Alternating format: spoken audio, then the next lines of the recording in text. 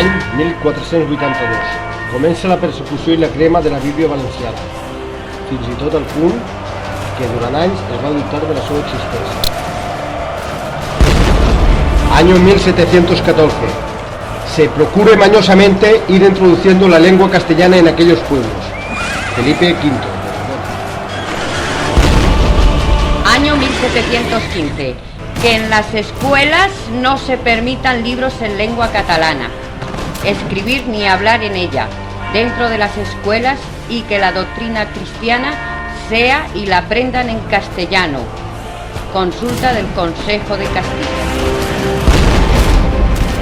Año 1715. No se deben elegir medios flacos y menos eficaces, sino los más robustos y seguros, borrándoles de la memoria a los catalanes todo aquello que pueda conformarse con sus antiguas abolidas constituciones, usiáticos, fueros y costumbres. Consejo de Castilla. Año 1755. Nos complacemos mucho en que, conforme al capítulo provincial, todos nuestros religiosos entre sí hablen entre sí y con los demás en latín o en castellano, so pena de pan y agua. Por cada vez que tuviesen con los nuestros conversación tirada en catalán, article 10 del decreto de la visita del provincial. Any 1838. Es prohibeix que els epitafis dels cementeris sigui en català. Año 1867. El ministre de Gobernació espanyol, González Bravo, prohibeix el teatre en català. Año 1896.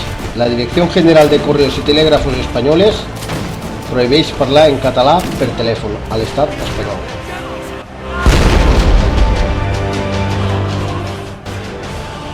Any 1924. Es sancionarà els mestres que ensenyin en català. Real Ordre Espanyol.